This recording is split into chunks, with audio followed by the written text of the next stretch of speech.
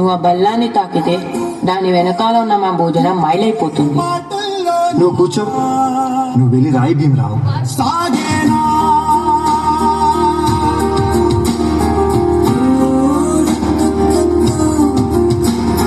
జీవితంలో నువ్వు చాలా గొప్పవాడి అవుతావు భీమరావు.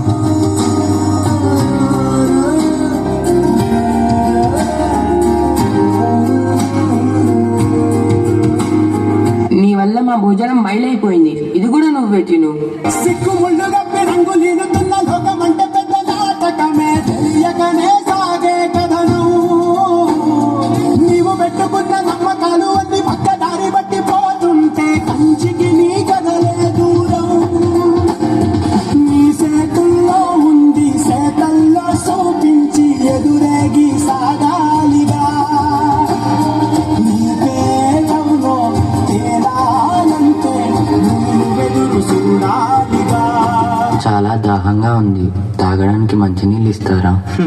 నీలాంటి వాళ్ళకి అదిగో ఆ మురికి నీళ్ళే, వెళ్ళి తాగో. గుండె మాటల్లోనా మనుషుల్ని మనుషుల్లా చూడండి, పశువుల్లా కాదు. ఉంటున్నా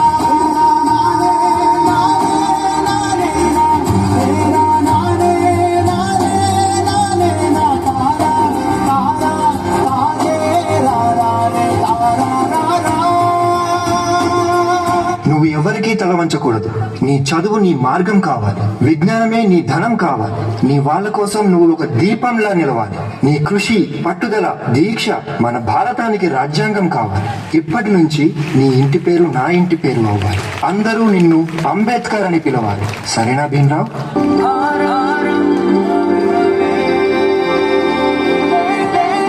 ఎంతమంది తనని తక్కువగా చూసినా చదివే లోకంగా మార్చుకొని మెట్రిక్ సాధించాడు.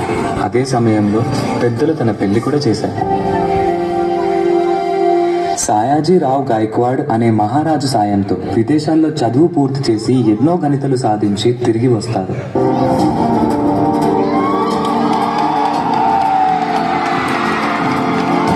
బాబా, ఇన్ని సంవత్సరాలు గడిచినా ఈ ప్రజలు మారలేదు, మా బ్రతుకులు మారలేదు. ఎలాగైనా మా తలరాత్రులు మార్చే దేవుడివి నువ్వే కావాలి బాబా.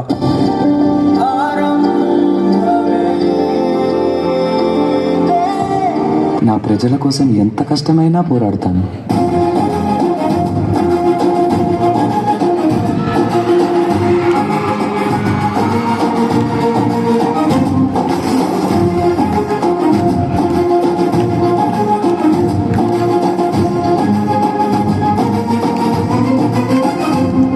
భారత రాజ్యాంగం యొక్క మూసాయుధ కమిటీ అధ్యక్షుడిగా మిమ్మల్ని ఎన్నుకోవడం మాకు చాలా సంతోషంగా ఉంది.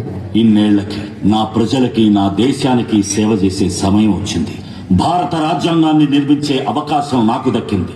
దీనికోసం నా ప్రాణాలు అర్పించడానికైనా సిద్ధంగా ఉన్నాను.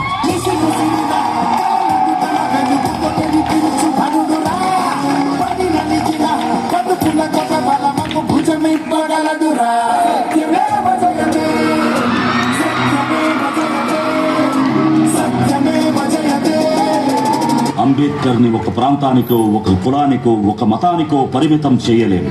ఎందుకంటే ప్రతి భారతీయుడి గుండెపై చెరగని ముద్ర వేసిన మహనీయుడు ఆయన. అందరి కలలు కన్నది ఆయన కలం, బడుగుల కోసం ధ్వనించింది ఆయన గళం. భారతదేశంలో రాజ్యాంగం ఉన్నంత వరకు ఆయన మన మధ్య బతికే ఉంటాడు.